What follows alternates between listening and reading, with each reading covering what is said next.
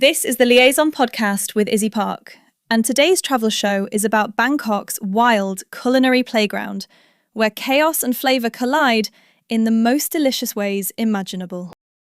Bangkok, street food, temples and midnight magic. Picture this. It's 2 a.m. on a random Bangkok street corner, and there's a grandmother in ski goggles standing over flames so high they're licking the bottom of her wok. She's making crab omelettes that'll cost you about $12, and there's a line. Always a line. Monks in saffron robes waiting next to backpackers in Chang beer tank tops, next to taxi drivers, next to girls in club dresses, all of them sweating in the thick night air, all of them hungry for the same thing. This is Jay Fai, the street food vendor who earned a Michelin star and kept her plastic stools. And she's not an exception in Bangkok. She's the rule. This city is where eating on the street becomes high art, where chaos resolves into a kind of meditation, where the contradiction isn't just accepted, it's the entire point. Bangkok doesn't ease you in. The humidity hits you like walking into a wet blanket.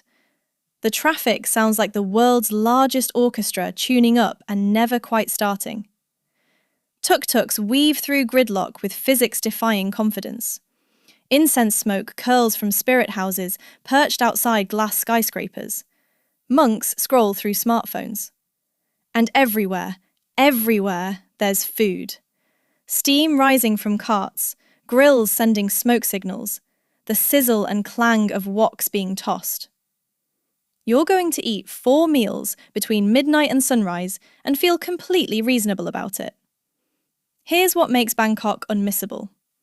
It's one of the last megacities where extraordinary experiences cost almost nothing, where a $10 massage will crack your back in ways that would cost $200 anywhere else, where the same street that houses neon-lit clubs also hosts dawn temple ceremonies, where you can stumble from a rooftop bar with views that make you understand why they call it the City of Angels, straight into a noodle stall where a 70-year-old woman ladles broth that tastes like someone's grandmother distilled love into liquid form.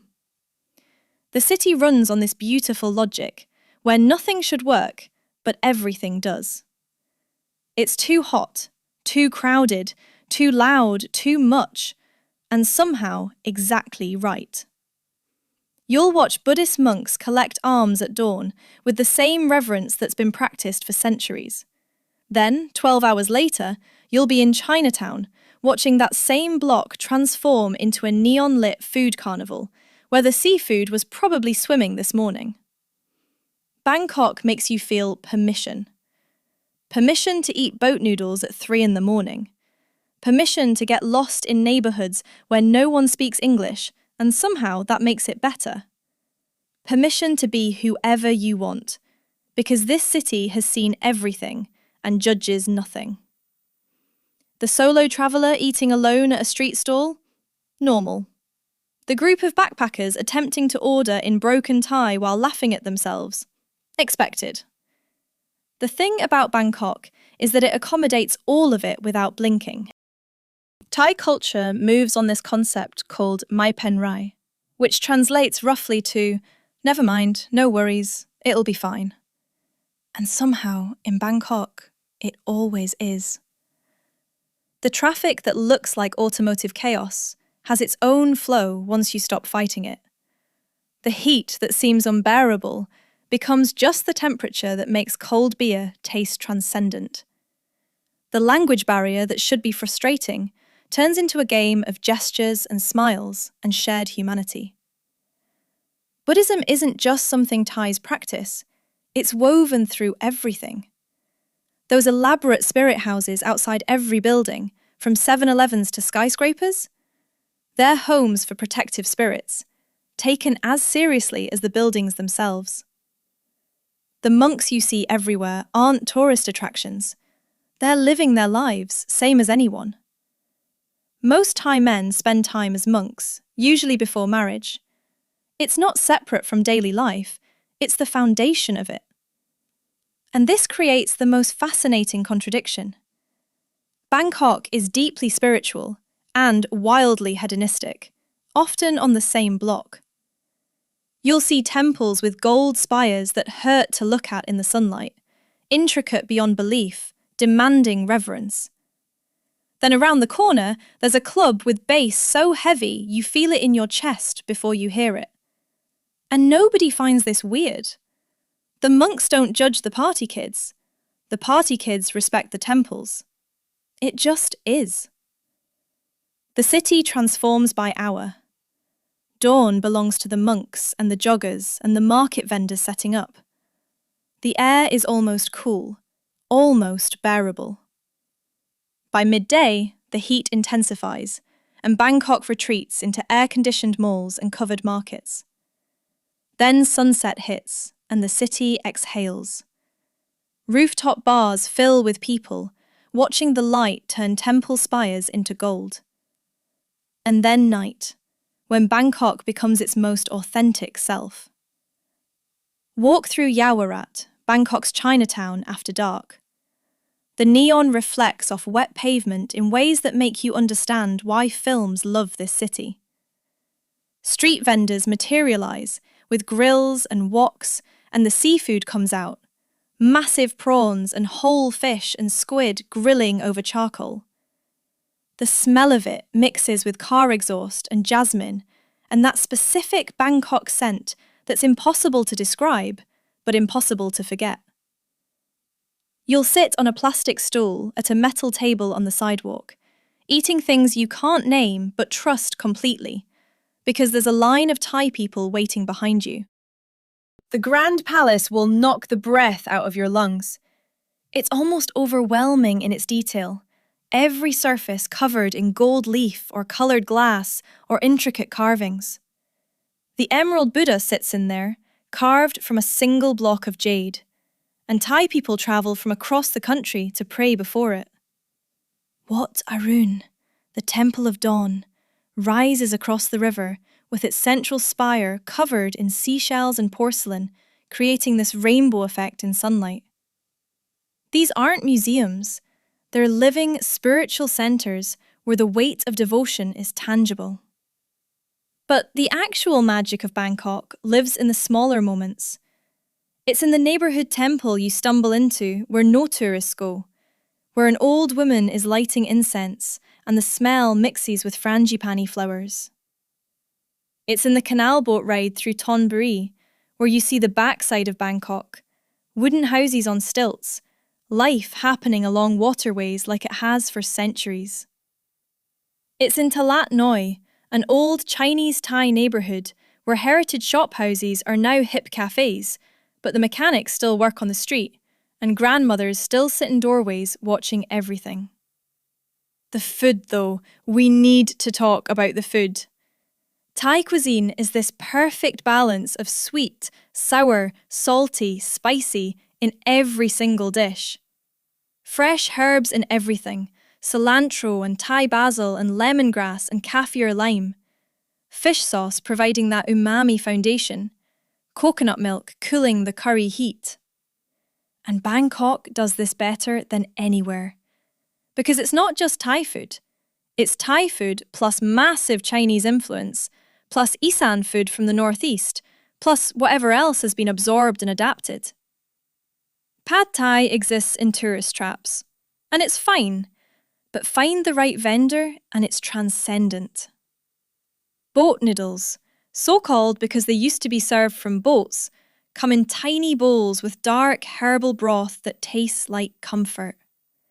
Tom yum soup clears your sinuses and makes you understand spice as medicine. Som tam, green papaya salad, can be ordered mild or Thai spicy, and Thai spicy means your lips go numb and you love it. Mango sticky rice might be dessert, but it's also breakfast, and nobody questions this. The street food culture is democratic. Everyone eats it. Office workers on lunch break, wealthy Thais after clubbing, monks, tourists, literally everyone sits on the same plastic stools eating the same food. There's no pretension, just this collective understanding that the woman who's been making one dish for 40 years probably knows what she's doing. Bangkok's nightlife runs every possible direction. You want sophisticated cocktails at a rooftop bar where the city sprawls below you like a circuit board? That exists. You want to dance until dawn in a massive club where Thai university students lose their minds to EDM? It's there. You want dive bars in Khao San Road where backpackers from 70 countries are all drinking the same cheap beer? Absolutely. You want underground electronic music in a warehouse where the bass rattles your ribcage? You'll find it if you know who to ask. Thonglor is where wealthy young Thais party, all trendy bars and beautiful people. Silom and Patpong transform from business district to nightlife zone. Sukhumvit stretches forever with different vibes at every cross street. And the thing about Bangkok nightlife is that it all exists simultaneously without competition. Everyone finds their people, their place, their preferred form of chaos. But here's an insider move. When the bars close around 1 or 2, follow where the locals go. They're not going home, they're going to eat. The best street food happens in those hours between midnight and dawn. That's when the vendors who serve night shift workers and club kids and insomniacs all come out. You'll eat boat noodles or jok, that rice porridge that settles everything, or grilled pork skewers with sticky rice, and the city at that hour has this particular energy. The chaos calms slightly, the heat breaks. It feels like being in on a secret. The neighbourhoods reward wandering. Bangkok is massive, sprawling, easy to get lost in. The BTS SkyTrain and MRT subway help, but the real discovery happens in the gaps between stations. Old Bangkok around Ratanakosin keeps its historical character, narrow streets and traditional architecture.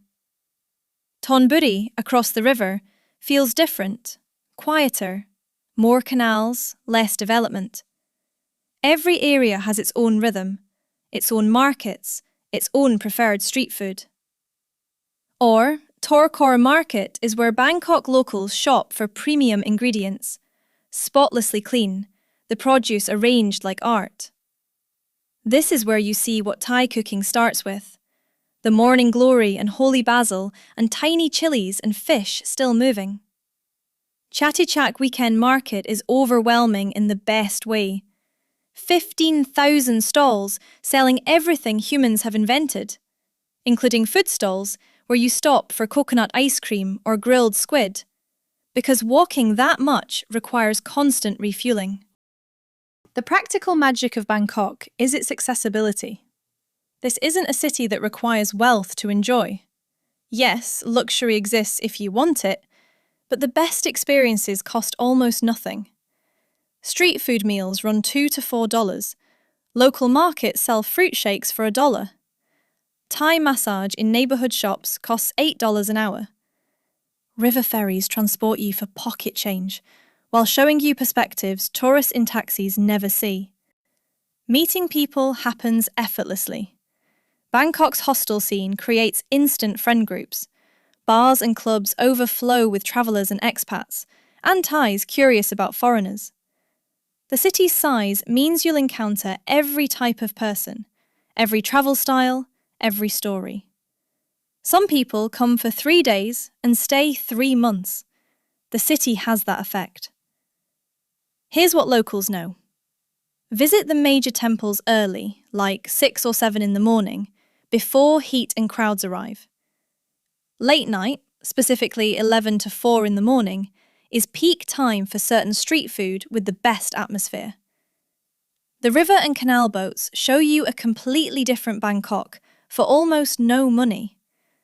When you see a line of Thai people waiting for food, join it. Trust that line completely. And the Thai smile isn't fake or forced, it's cultural currency, and returning it opens doors. Bangkok will exhaust you. The heat alone is relentless, this humid weight that presses down and makes you sweat through everything. The sensory input never stops. The chaos can feel overwhelming. But then something shifts.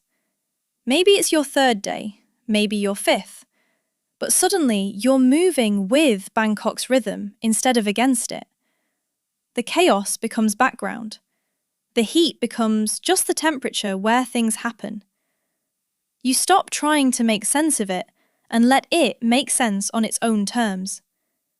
And when that happens, when you surrender to what Bangkok is instead of what you thought it would be, that's when the city reveals itself.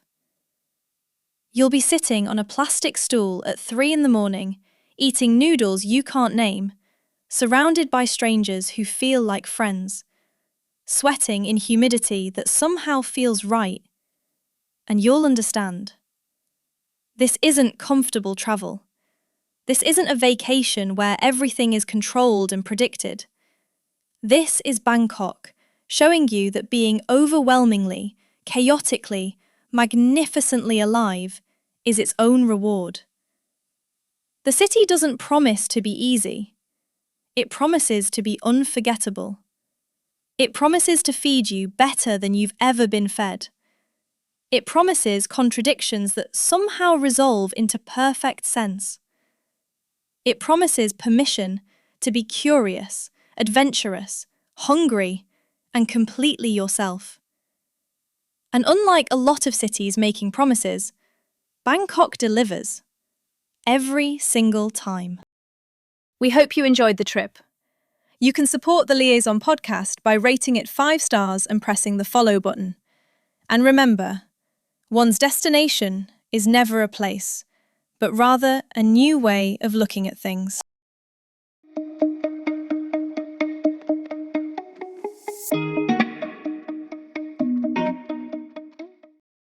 Grab news. Thomas.